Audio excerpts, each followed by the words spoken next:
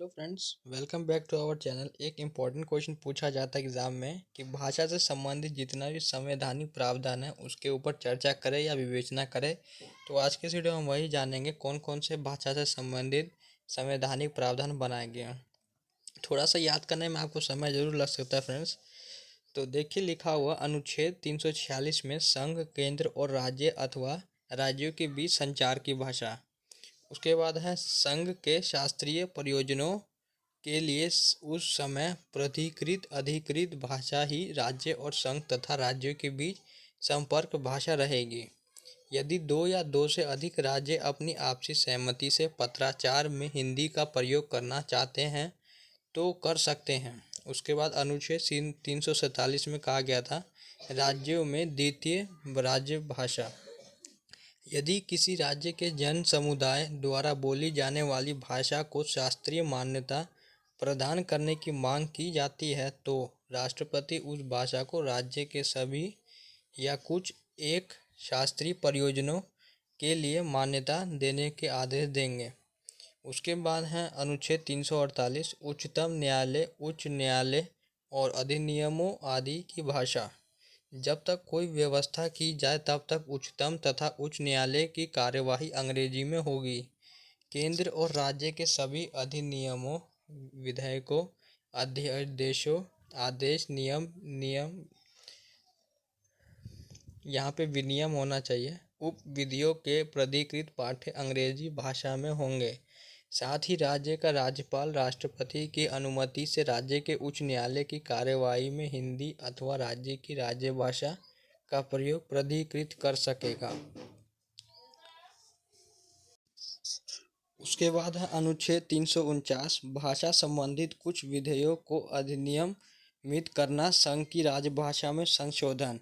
संविधान में प्रारंभ में 15 वर्ष की अवधि के दौरान उच्चतम उच्च न्यायालयों की कार्यवाही अंग्रेजी के अलावा अन्य किसी भाषा में करने अथवा शास्त्रीय प्रयोजनों में प्रयुक्त भाषा के लिए कोई संशोधन लोकसभा राज्यसभा में राष्ट्रपति की पूर्वानुमति से ही लाया जाएगा। अनुच्छेद 350 में कहा था व्यथा निवारण के लिए संघ की राजभाषा।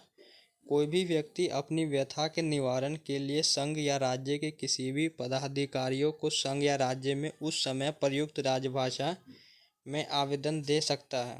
फिर अनुच्छेद 350 के क में कहा गया था कि भाषाई अल्पसंख्यकों के लिए प्राथमिक स्तर पर मातृभाषा में शिक्षा देने की व्यवस्था की जाए। उसके बाद ब में कहा गया था एक विशेष पदाधिकारी की नियुक्ति।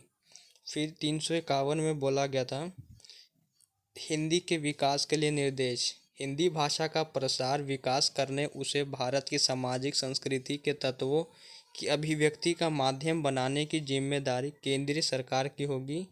इसलिए राज्य भाषा हिंदी अपना शब्द भंडार मुखिया संस्कृति और हिंदी और मैथिली 8वीं अनुसूची में सम्मिलित अन्य भारतीय भाषाओं से ग्रहण कर अपने आप को समृद्ध करेगी। फिर है संसद में प्रयोग होने वाली भाषा। अनुच्छेद 120 भाग 17 में किसी बात के होते हुए भी किंतु अनुच्छेद 348 के उपबंधों के अधीन रहते हुए संसद में कार्य हिंदी में या अंग्रेजी में किया जाएगा, परंतु यथास्थिति राज्यसभा का सभापति या लोकसभा का अध्यक्ष अथवा उस रूप में कार्य करने वाला व्यक्ति किसी सदस्य को जो हिंदी या अंग्रेजी में अपनी पर्याप्त अभिव्यक्ति नहीं कर सकता, अपनी मातृभाषा में सदन की संबोधित करने की अनुज्ञा आदेश दे सकेगा। जब तक संसद विधि कानून द्वारा अन्यथा उपबंध न करे तब तक इस संविधान के प्रारंभ से 15 वर्ष की काला अवधि समाप्ति के पश्चात यह अनुच्छेद ऐसे प्रभावी होगा मानो कि यह अंग्रेजी शब्दों में ये शब्द उसमें लुप्त कर दिए गए हैं। विधानमंडल में प्रयोग होने वाली भाषा। अनुच्छेद 210 भाग 17 में किसी बात के होते हुए भी किंतु अनुच्छेद 348 के उपबंधों के अधीन रहते हुए राज्य के विधानमंडल में कार्य राज्य की राजभाषा में या हिंदी में या अंग्रेजी में किया जाएगा, परंतु यथास्थिति विधानसभा का अध्यक्ष या विधानसभा का सभापति अथवा ऐसे में कार्य करने वाले व्यक्ति किसी सदस्य को अपनी मातृभाषा में सदन को संबोधित करने की अनुज्ञा आदेश दे सकता है।